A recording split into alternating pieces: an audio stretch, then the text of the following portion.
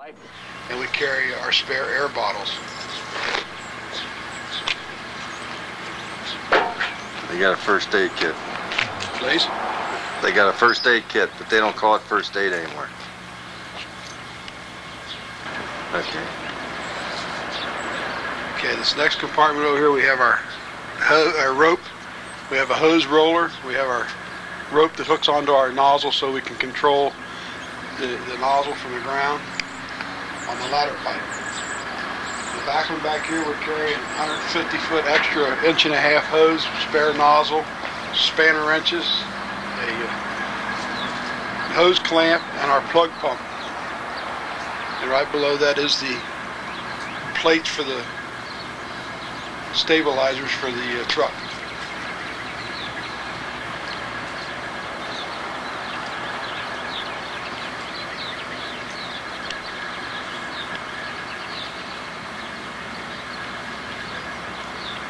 Everybody has to know where this is at. We've been drilling now since the truck come in so that everybody does know where it's at. Everybody knows how they can drive it. As a matter of fact, 269 miles was put on here in this little city of 1.25 miles square, just in driving practice and setting it up and flowing water through the pump. One thing, do you have to put chains on this truck? We do have chains to put on it if the weather gets icy or that bad. We chain everything, all of our vehicles get chains on. The truck here, you'll see the steps to get up to the ladder. Ladder pedestal up on top. The compartment there on the left has a 28-foot extension ladder. A pressurized water extinguisher. There's 2 electrical outlets on the back. 2.5-inch hose here on the left, 4-inch hose on the right. The center part is our ladder controls and our outrigger controls.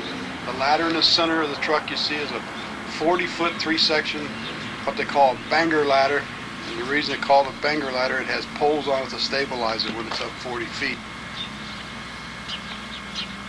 It takes how many men to lift that? 4 men. 4 men. And then we have a 3-inch discharge. The red one's a 3-inch discharge to supply the ladder truck. One next to it is a 4-inch intake from the fire hydrants. And then the spanner wrench in the center. Big one. Then the fire extinguishers, the dry powder. Right, we have a 35-foot 3-section ground ladder, 16-foot.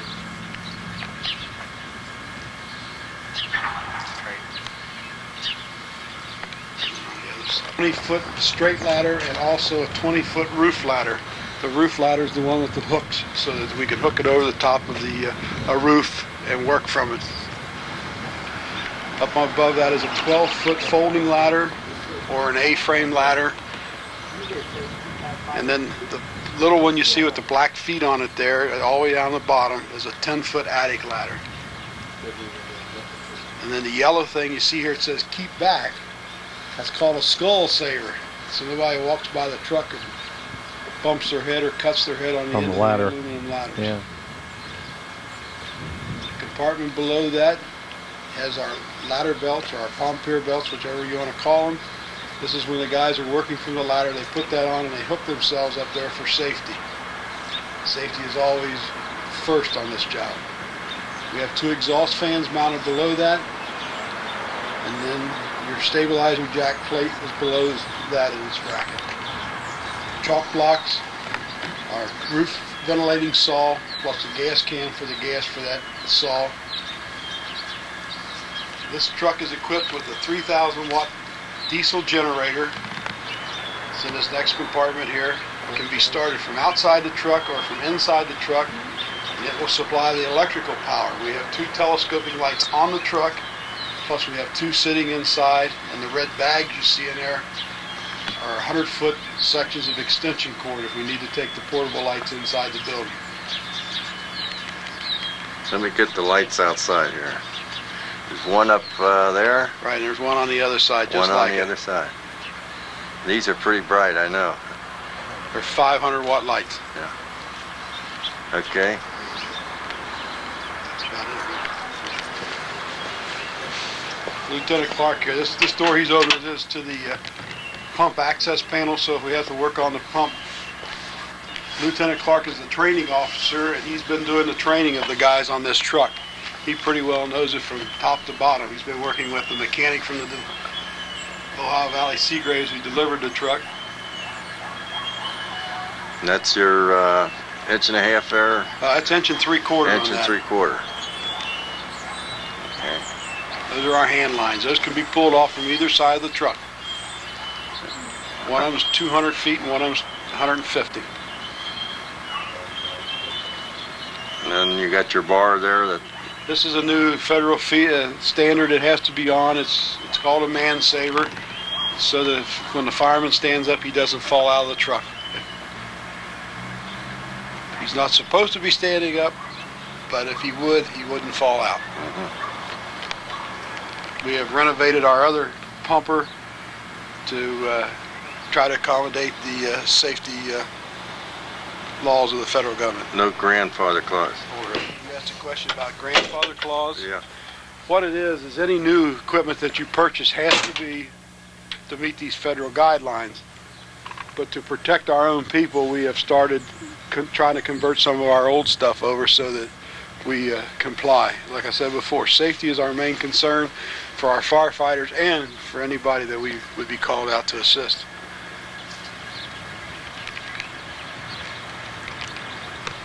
Display at the firehouse, and anybody who wants to bring their Cub Scouts or Girl Scouts or whatever through, or if they just want to stop and look at them, the firehouse is always open.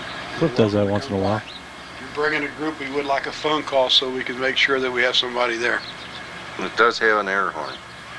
Yes, sir. That's another standard, federal safety standard.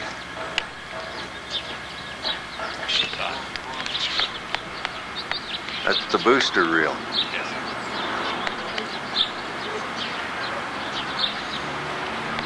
And that's the air cleaner on the engine there? That's the air breather. Air breather.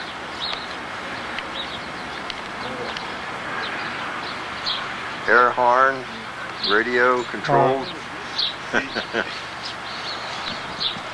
Your air horns and sirens and everything are mounted down on the bumper to help prevent hearing problems with the firemen who are riding inside. It's been proven that sirens mounted on the roof of a fire apparatus will cause deafness to some firemen. Huh? How come you didn't take a picture of my house when you went by there, Cliff?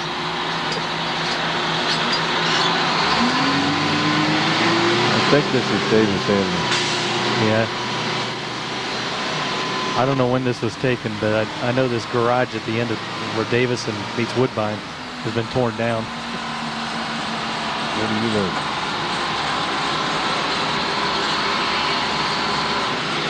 Multi-car garage there on the left is gone. Make the corners pretty easy, huh? Yeah, it does. Yeah, it gets right between those cars, don't it? It's a lot better to not have to worry about that upshift and downshift. Did you wave to George when you went by? It's a lot better.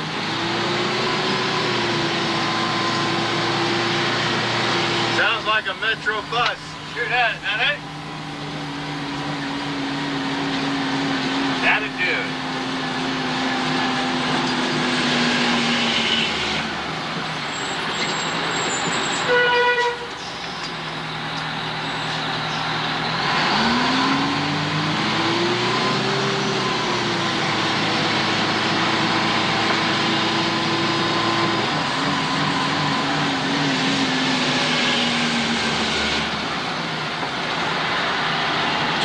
Different than going down the other street, ain't it? Always used to turn Yeah, down. the hole's not there, is it? A big sinkhole. Yeah, you got it. Took a while to get used to.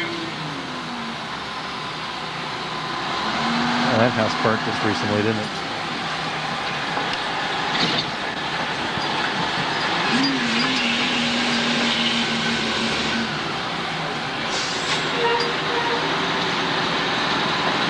And you put in from here? Nah, I'm gonna put it in from here. We'll have to move that squad out of the way. Oh.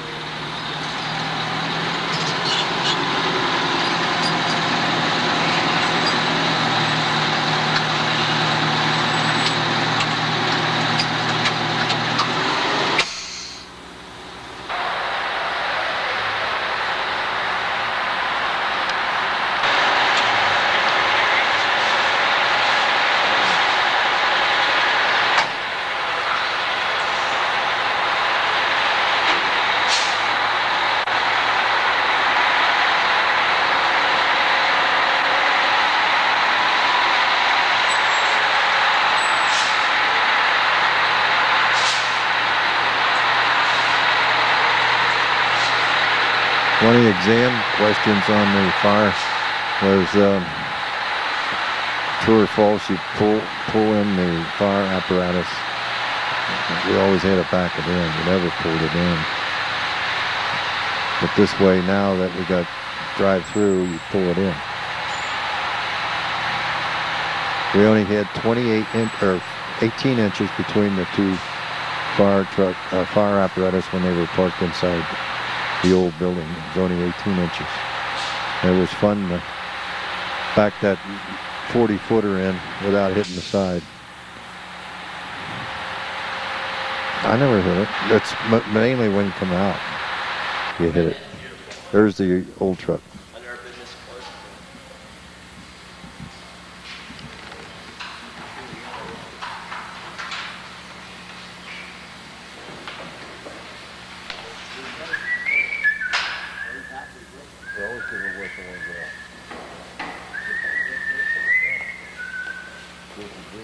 Smile.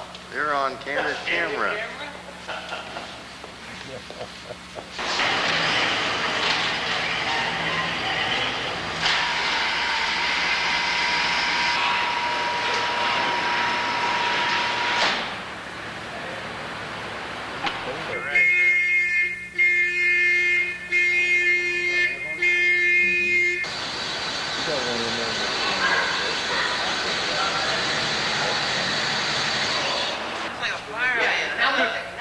Who's this guy over here? Now look, just look at the lift. I didn't know that was on your table. He thinks that's the foot on Rick Mountain. See? Now who's this guy impersonating a lieutenant? He's a blind mailman. Sparky.